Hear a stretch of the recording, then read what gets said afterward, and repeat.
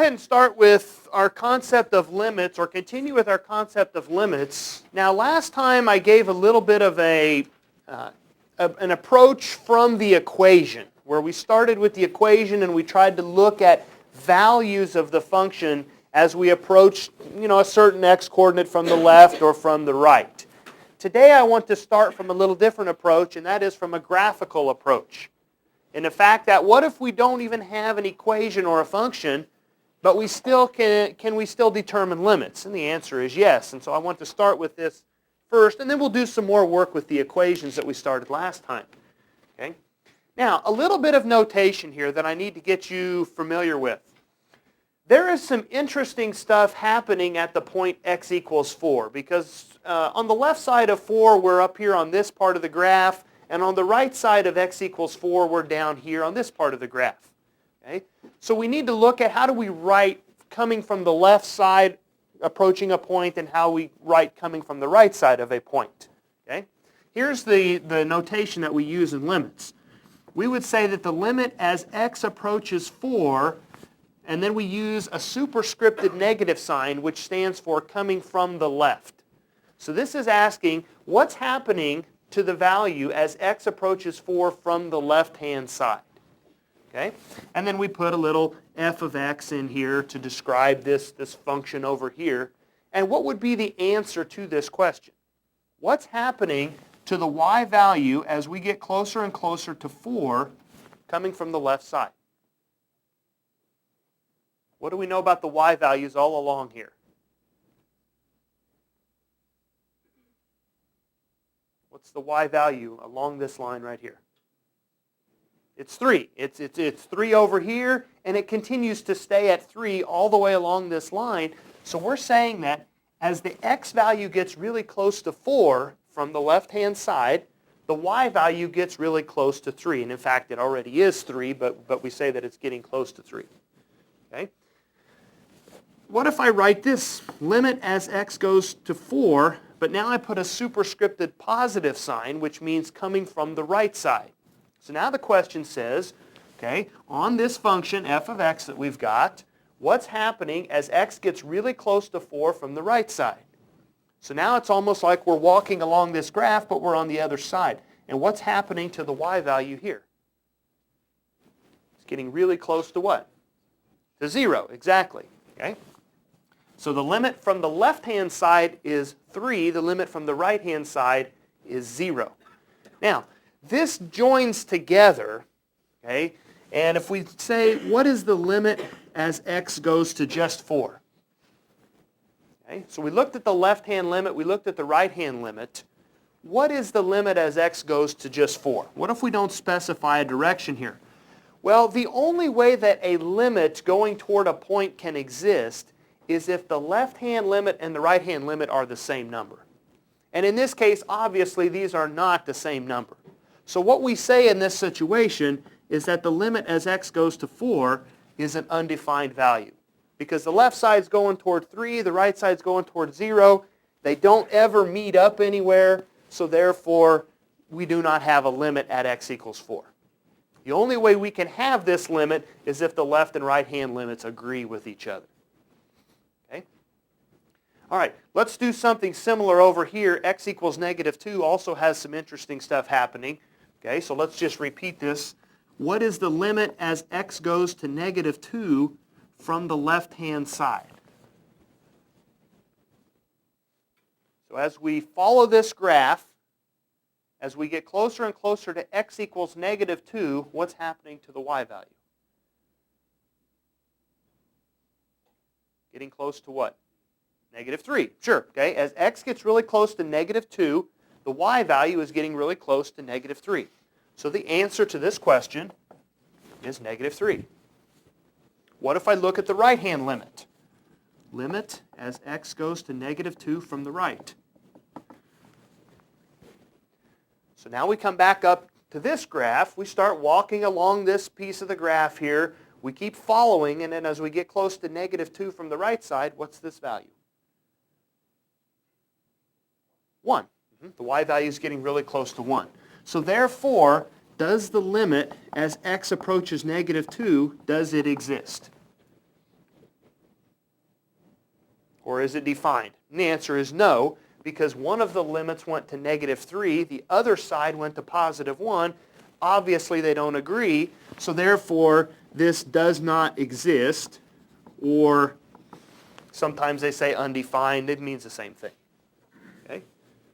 So this is what we mean when we talk about left-handed and right-handed limits. Okay? We look at the graph, and we decide if this is a way that we can decide if the limit actually exists at a point. Okay? Any questions with this concept of left and right-hand limits? All right. Next example I want us to look at here okay.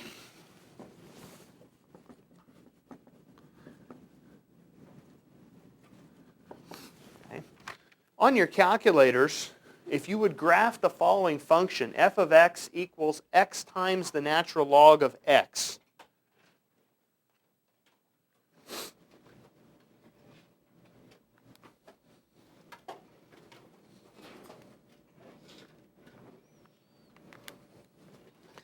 And then answer the following question for me. Once you have this graphed, what is the limit as x approaches 0 from the right of this function?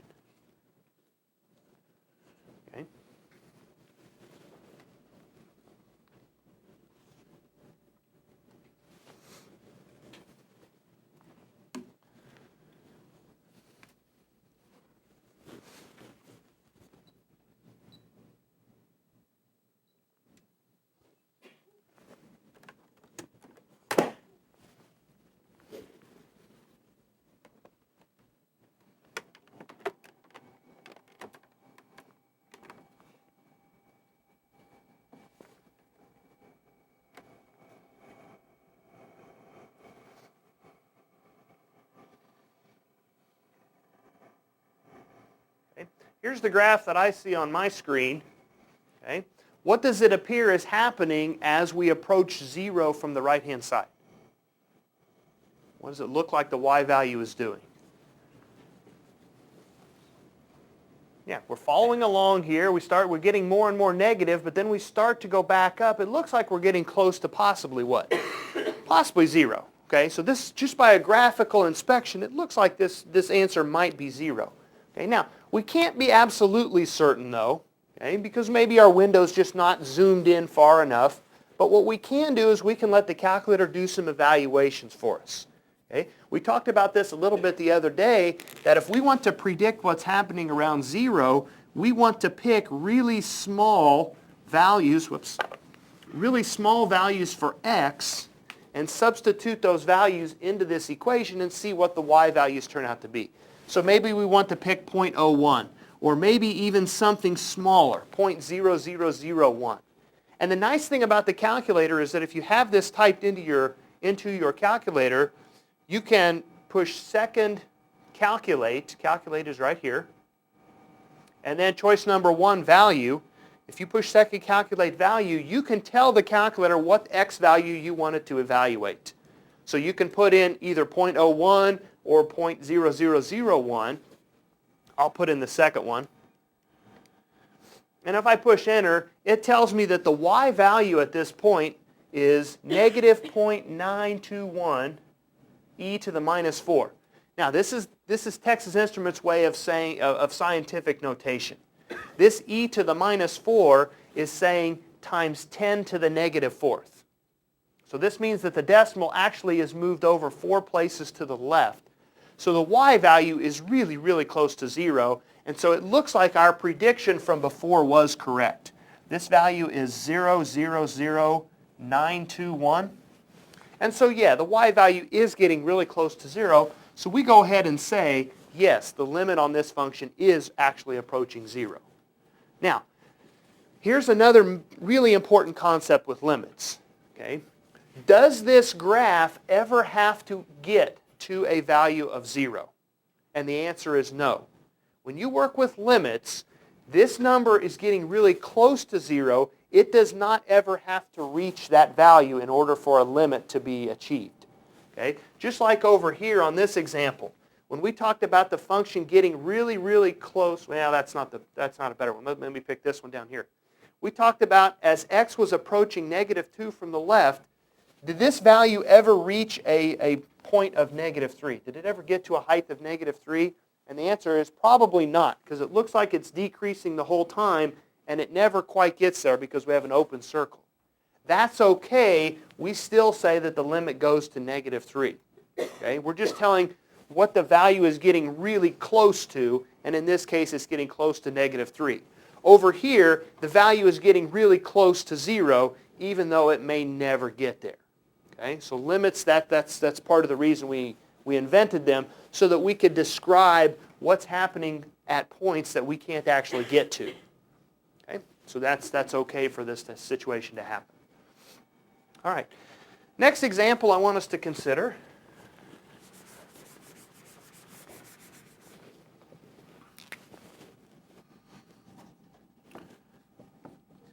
Let's see. Limit as x goes to 25 of the following equation. Let's put x minus 25 in the denominator, and let's put the square root of x minus 5 up in the numerator. Okay? All right, why did I pick the limit as x is approaching 25? Well, 25 has some interesting things happening in it. First of all, we notice that the denominator is 0. So division by 0, so we cannot actually get to 25. So that's one thing that makes this an interesting problem. The other thing that's interesting is what happens to the numerator when I sub this in. It also turns into 0. So we have 0 divided by 0. And if you remember from last time, we said 0 over 0, that's what we call an indeterminate form. And a lot of times an indeterminate form will give us a numerical answer. Okay? Now, I want to start by just looking at this graphically first, and then we'll come back and we'll talk about an algebra trick that can be used to simplify this to get the exact answer. Okay? So if you'll go to your calculators and input this function, make sure you use enough parentheses on this. Square root of x minus 5 up in the numerator divided by x minus 25 in the denominator. Okay, make sure you put a parenthesis around both the numerator and the denominator as you get set to graph this function. I will also have to make an adjustment on my window, so I'm going to push the window button here, because I care about what's happening around the point 25, and right now my x-coordinates don't get there. They're only at 2.5. So I need to make sure that my x maximum is, something like 30. Okay? And my x minimum maybe is 20, because I care about what's happening around 25. Okay? Now, as far as the y values go, right now it's just a little bit of a guessing game, because I don't know for sure where the y graph is going to be at. So I'm going to start with negative 10 to 10, okay? And I may have to make an adjustment here. Okay, if I push graph, right now it looks like I don't see anything. Okay? So what I might do, a couple of options here. One of them is to plug in a number that's really close to 25. Plug in 20 or 30, something into this equation just to get a ballpark idea of where this graph is at. The other thing I can do is let my calculator plug this in for me. Go to second calculate value again, and let's do x equals 20. And we see that the value is 0.105. So what actually happened in this case is my window is actually too large, because I'm going from negative 10 to 10 when the actual graph is really close to 0, isn't it? So I actually need to make this y value, minimum and maximum, a little bit smaller here. I'll try negative 1 to 1 and see if that's a better window for me. Yeah, it looks like it's producing a pretty decent graph there. Almost looks like a straight line, although probably if we zoomed in a little closer, it actually would not even be a straight line. Okay? All right, but the nice thing is that we can make a prediction on what this value is getting close to. Okay? Let's try some work from the left side. Okay? What if we try the value at 24, and then let's go to 24.5, and then let's go to 24.99. Okay, and let's go ahead and evaluate these points, and let's see what's happening here. Okay, second calculate value is really nice to do all these evaluations real quickly here. If I plug in 24, I get 0.101. If I plug in 24.5, I get 0.1005. And if I plug in 24.99, I get 0.10001. Now, if we had to make a prediction here, what does it appear is happening to the y value as x gets closer to 25? It looks like it's getting close to 0.1, doesn't it? Okay, so just as a prediction here, 25.1, we'll put a question mark beside it for right now, but that appears to be what's happening, at least from the left-hand side. Now, we also want to consider what is happening from the right-hand side. So we need to look at some values greater than 25. And just to make this pretty quick here, you could plug in a lot of values, but let's just pick a number really close to 25 on the other side. And let's just see if it's the same number. So what if we do 25.01? We get 0.09999. Okay? And does that look like it's approaching 0.1 as well? And the answer is yes, it's really close. So we have a pretty good idea from a graphical and then from calculating standpoint that this limit is getting really close to 0.1. Now, it would sure be nice if we had an algebraic way to solve this, though, to absolutely be sure that it is getting close to 0.1, and we do have a way. Okay? Now, last time we talked about one algebra trick that we can use is if there's any factoring involved in these numerator and denominator, try to factor and cancel stuff off. Okay? Well, in this case, we really don't have anything that we can factor because we don't really have x squared terms anywhere. I mean, there is some advanced factoring that could be done here, but probably many people are not familiar with it. So we need to come up with another approach. And the other approach that we will use this time is called multiplying by what we term the conjugate. So I want to define this term, and then we'll show how this procedure works. Okay. If we start out with square root of x minus 5, which is what we have in the numerator, mathematically, the conjugate is the square root of x plus 5. Okay? All we're going to do is we're going to change the sign in the middle of the binomial. That's what the conjugate is. Okay? And what we're going to do is multiply our function, the original function that we started with, we're going to multiply the numerator and the denominator by this conjugate. Okay, so I'm going to multiply both pieces by the square root of x plus 5. Now, first of all, is this a legal thing to do in algebra? Can we multiply the numerator and denominator of an equation by the same thing? Sure, because basically we're multiplying by 1. Because this divided by this is 1. We can always multiply by 1. We're just using a 1 in a little bit more of an advanced or disguised form. Okay? Now, why would we do this? You know, what's so special about the conjugate? Well, let's start multiplying this out, and you'll start to see why this is the choice that we want to make. Okay? I'm going to start multiplying the numerator. We'll just use our FOIL process from algebra here. Okay, what's first times first? What's the square root of a number times the square root of the same number? For example, what if it was the square root of 3 times the square root of 3? Well, that's just 3. So what's the square root of x times the square root of x? That's just x, sure. Okay. Then I multiply the outside times each other, and I get 5 times the square root of x. I really can't join them together any better. When I multiply the inside together, I get negative 5 times the square root of x. And when I multiply the last times the last, I get a negative 25. Okay. So all I've done is FOIL out the numerator. What happened when I FOIL out the numerator? These two terms will always cancel off. And the reason they cancel off is because if we had a negative sign here, we multiplied by a positive sign over here, didn't we? We're forcing the outside and the inside terms to always cancel off. Okay? So all I have left in the numerator is I have x minus 25 left in the numerator. Now, what does that look like it matches up with? Well, doesn't that match up with one of the pieces from the denominator? The answer is yes. Okay? So let me just rewrite this denominator quickly. So x minus 25, square root of x plus 5. Now, by multiplying by the conjugate, I now have something that will cancel off, which is kind of like what we had happen last time. Okay? And this will always work. If you multiply by the conjugate, you will always eventually get something to cancel off. So all I have left on this term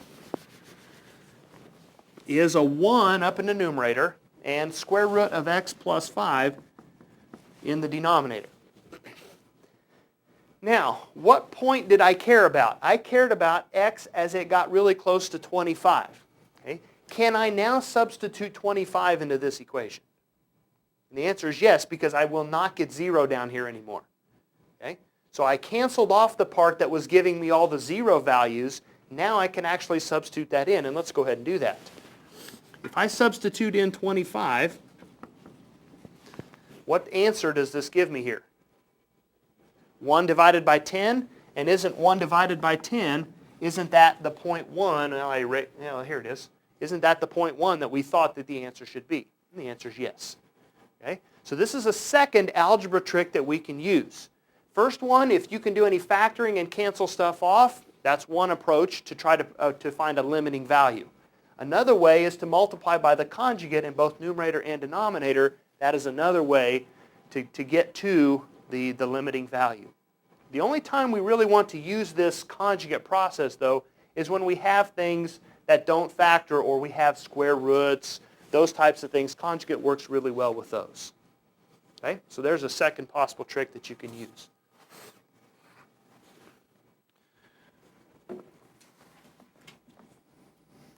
Okay. All right, the next thing I need to consider is limits as x goes off toward infinity.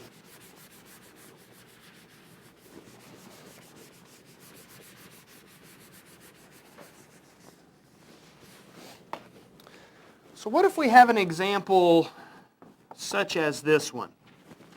Limit as x goes off toward infinity of 3x divided by 5x minus 1.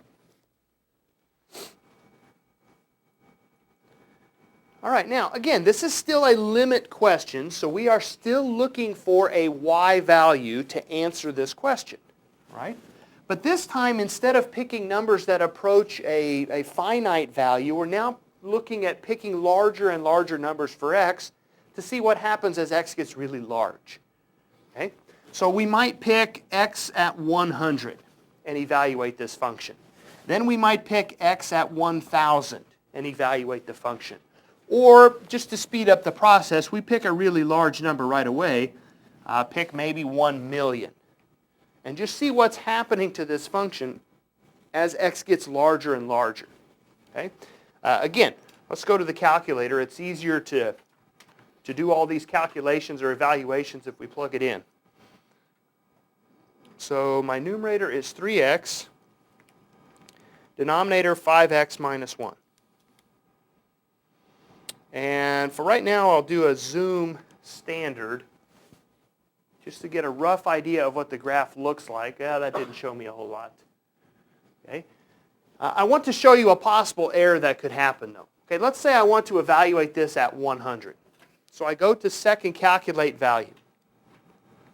And I plug in x equals 100. I will get an error message here. It says error invalid. The reason that I can't do this calculation, you're not doing anything wrong.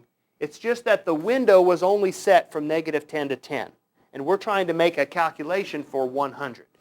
So the only thing that we need to do to make this better is go ahead and just make our window a little larger. Okay? So we'll go to, let's quit out of this error. And then if we go to the window, let's just make sure that the x maximum is large enough to capture all the values that we want. So I'm going to go ahead and put it at 1 million right away. Then I can now go ahead and do second calculate value at all these points. Okay, we graph it, and we're not going to be able to see a whole lot because it's going off to 1 million here. But the calculator can do the calculations for us, though. So if we do 100, We see that the value is 0.601. If we now do 1,000, the value is 0.6001. And really, we don't even have to get much larger. We probably already have a pretty good idea. This looks like it's approaching what? It looks like it's going to 0.6, right? Okay. I mean, we can go ahead and do the 1 million calculation as well.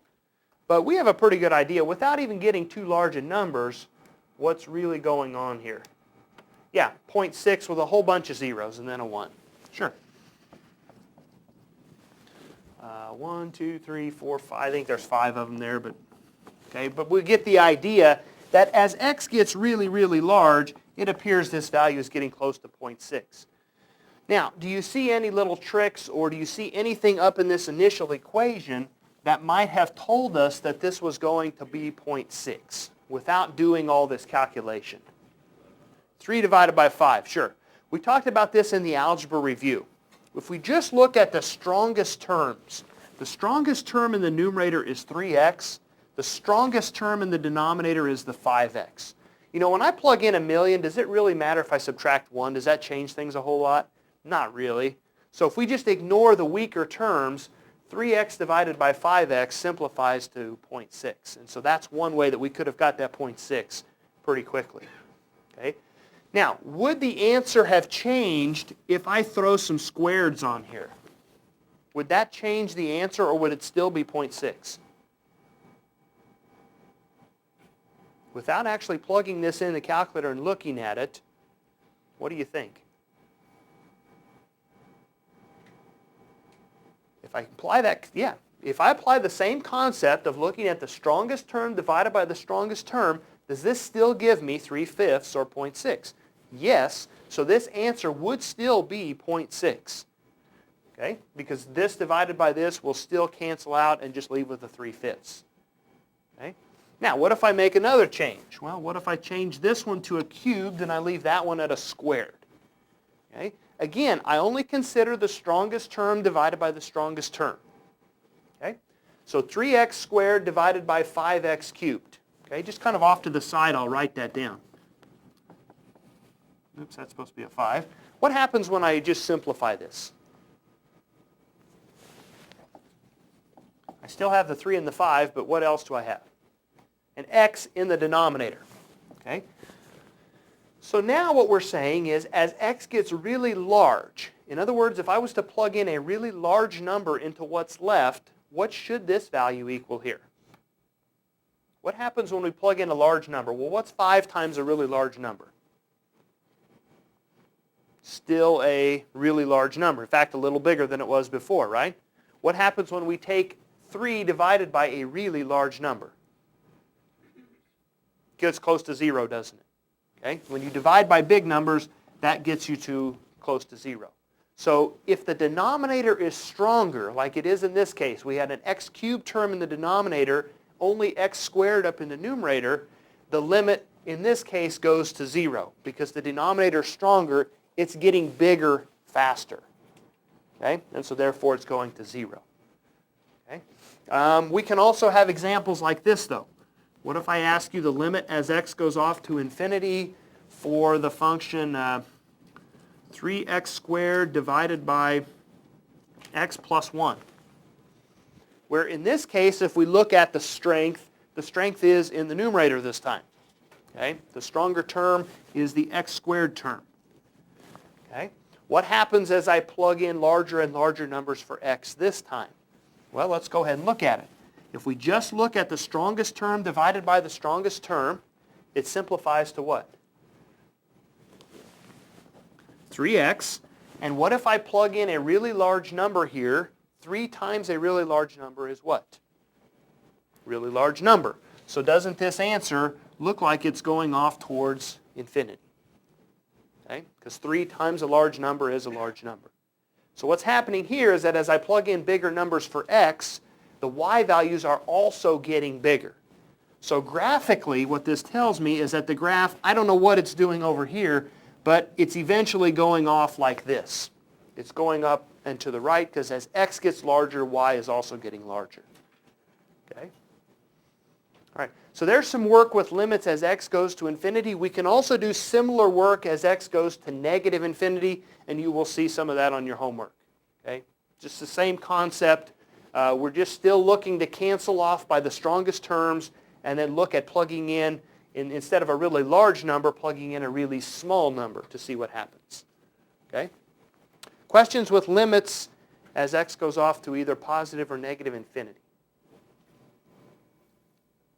All right, very good.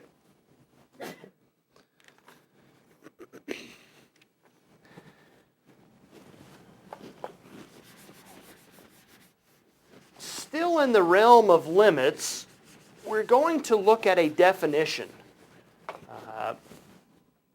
of a word called continuity. Okay? Because this idea of continuity will show up a lot in our calculus that we get to here in the next couple of weeks. The idea of a continuous function or continuity, the way I define it in a college algebra class is a graph which can be drawn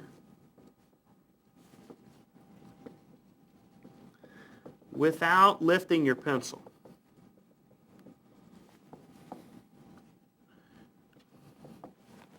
So any part of a graph that you can draw the whole graph, or at least a piece of the graph, without picking up your pencil, that's a continuous portion of the graph. So let me look at some examples of what is continuous and what's not continuous. Okay? The graph of x squared is a continuous graph because I can start drawing this graph, continue drawing the whole thing without picking up my pencil. So this entire graph is an example of something that is continuous. Okay? An example of something that is not continuous would be a function that has a jump in it. So maybe I'm drawing my graph along, and then I have an open circle, and then it jumps down to here and continues on from there. Okay? This would not be a continuous function because I had to pick up my pencil to get from this point down to this point here. So that's a really visual definition of what continuity is. Now, in terms of calculus, we want to be a little bit more mathematical with our definition, and so we want to define it in terms of limits. Okay? What's happening on this graph if I look at limits? Like if I just pick out this point right here, does the left-hand limit equal the right-hand limit? Are they both approaching the same number? And the answer is yes. Okay? And no matter which point I choose on this graph, if I come over and choose this point, does the right-hand limit equal the left-hand limit? Yes. It works for all the points on the graph. So mathematically, if the limits exist on the whole graph, that's what we mean by continuous. If we come over here, does the left-hand limit equal the right-hand limit? And the answer is no, so therefore this graph is not continuous or discontinuous. Okay, so that's how we can incorporate this idea of limits into this idea of continuity. That's how they're related to each other. Okay? All right, now we've got to be a little bit more careful than what I just said over here, though. I need to look at one more example. Okay? What if we've got a situation like this? We've got this graph that comes along. It's got an open circle at a point. Okay? But then it's actually defined up here somewhere. Okay? So a strange situation. Okay? But what if we have some function that's just undefined at one point? Okay? What is the left-hand limit here? Well, it looks like it's approaching maybe y equals 1 or something like that. Is the right-hand limit also approaching the same number? And the answer is yes. Both of these are approaching a y value of 1. Okay? So one of the conditions for continuity, and I'm going to put these conditions up here. Continuity. First condition that has to be met is that the limit as x is approaching a number from the left side has to equal the limit as x is approaching the number from the right side. We've already discussed that. If the limits from the left and right don't agree, we definitely don't have a continuous function. However, this is not a sufficient condition, though. This is not all we need. We actually need more because of situations like this. Step 2. okay, is that the function is defined at A. Okay?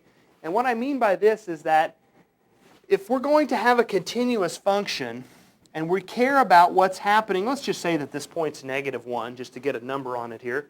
If we care about what's happening as x gets really close to -1, we need to have a value defined at -1.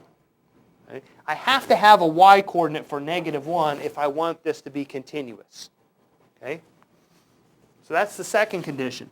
The third condition is that the value from number 1, this limiting value from number 1, has to equal the y-coordinate from number 2. And that's what makes this a discontinuous situation, or not continuous. Because the limiting values, they're both getting really close to 1, but is the y-coordinate equal to 1? And the answer is no. So therefore, we don't have number 1 equaling number 2. So therefore, it is not continuous. And I mean, it's pretty easy to see this just by a visual or graphical approach. We can see, yeah, I can't draw this whole graph without picking up my pencil because I have to pick up my pencil to come up here to mark the dot. So it's definitely not continuous. But this is mathematically how we define this concept of continuity. Okay? Continuity will play a big role in our calculus later, so that's why we have to get this definition taken care of now. All right. Some places of discontinuity, just to give you some more examples here.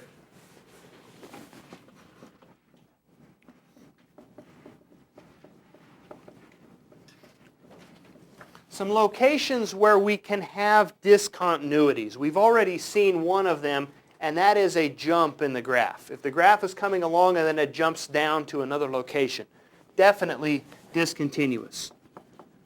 So any place we see jumps, that will be a discontinuity. Okay? Another possibility is any holes in the graph.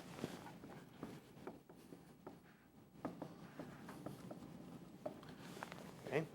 The example that we had just a little bit ago, what was it? The 3x over 5x plus 1. If I was to graph that function, I believe what it does is it gets really close to 0.6 and then it has a hole and then it just keeps going or something like that. Just an open circle right at that point that we were concerned about. Okay? So that's definitely a place of discontinuity if there's just an open void in the graph or a hole. Okay? The third one that we have not talked about that will actually show up probably more than any other one, anytime you have a vertical asymptote in a graph, that is a discontinuity. So if we have a situation where the graph is doing this and then all of a sudden it jumps down and does this, okay, wherever that asymptote is at, that is a discontinuity. Okay? All right, so those are the three most common places that we will see discontinuities here. All right. I want to look at this example here. This equation, f of x equals x squared minus 4 over x minus 2. And I want us to determine all the places where this graph is discontinuous. Okay? All right, now, initially the best place to start is probably with a graph. So let's go ahead and start with it. Up in the numerator we've got x squared minus 4. In the denominator, x minus 2. Probably a zoom standard will be sufficient here. Now, as I graph this function, does it look like there are any jumps in the graph? Well, we don't have any jumps. Looks pretty good. Does it look like there's any holes in the graph? And again, it appears no. This is one we got to be a little more careful on. I'll talk more about it in a second. Does it look like there's any vertical asymptotes in the graph? No, doesn't look like it. Now, we didn't zoom out and check it anymore, but it basically looks like it's a linear function. So it doesn't look like there's anything in terms of a discontinuity. However, there actually is a discontinuity, and this is why we have to learn a little bit of algebra and calculus, because sometimes these graphing calculators, I mean, they're wonderful tools, but they don't see everything. Okay?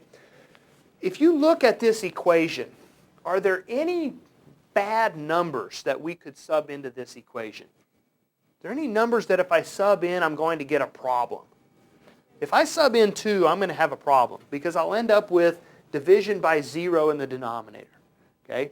So x equals 2 has to be some type of a discontinuity because I will get division by 0. Now the question, well, which type of discontinuity is this? Okay? Well, a lot of times when you divide by, like x minus 2, a lot of times it will be a vertical asymptote. But we can tell pretty clearly from here that this is definitely not a vertical asymptote. Okay? So the question is, well, what is it? Is it a jump or a hole in the graph? What would you guess? Looks like it's a hole in the graph, and we just can't see that particular calculation. All right? Now, how can we show that it's for sure a hole in the graph? Well, how does this numerator factor? X plus 2, x minus 2. Sure. The denominator is x minus 2. Whenever I have a situation where I have a common factor in both the numerator and the denominator, and it cancels out, okay, that's when you get a hole in the graph. And in this case, we will get a hole at x equals 2 because that's the factor that canceled off. If I was to substitute in 2, that's the number that gave me a problem. So even though our calculator didn't recognize it, this graph does have a discontinuity, and it's a hole in the graph, and it occurs at x equals 2. So we have to be really careful. Look for division by 0. That's one place where we can get discontinuities. Okay?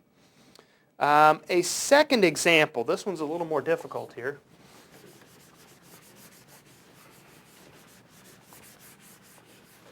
What if we look at the natural log of x divided by x plus 1? X minus 1, sorry. Okay, now I know we haven't talked about logarithms, so let me review this real quickly before we get into this too much. What type of numbers can we take the natural logarithm of? Does anyone remember? Okay, e is definitely one that we can take the natural logarithm of. I'm looking for a bigger group of numbers. Anything greater than 0. Let's just go to your home screen on your calculator real fast. Okay, type in the natural log of 5. Do you get an answer? Yes. Try typing in the natural log of negative 5. Okay, close my parenthesis. I get an error message. Okay, it's undefined. Okay, so we cannot take the natural logarithm of negative numbers. If I go back to the home screen and try to take the natural log of 0, I get an error message. So the only numbers that I can use, okay, for the natural log of y, we have to have y bigger than 0. Okay? That's the only type of numbers we can take the natural logarithm of.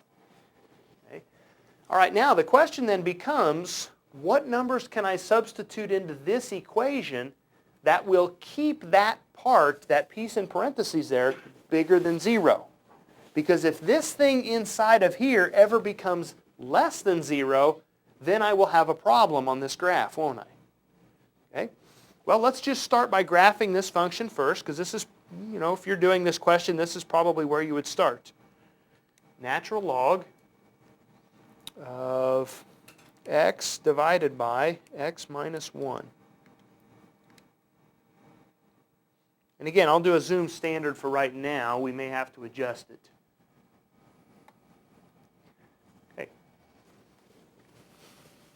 Okay, first of all, does it look like we have a place of discontinuity? Yeah, obviously, because we have a graph down here and then all of a sudden it's up there. Now, it's a little hard to tell if it's a jump or whether it's some type of a vertical asymptote or whatever, but we know that there is something going on here. Okay? What does it look like? Where does it look like we begin to have problems? It looks like these are all fine, but when we get close to what? We have a problem. When we get close to 0, we have a problem. Okay? So what if I was to plug in 0 into this equation?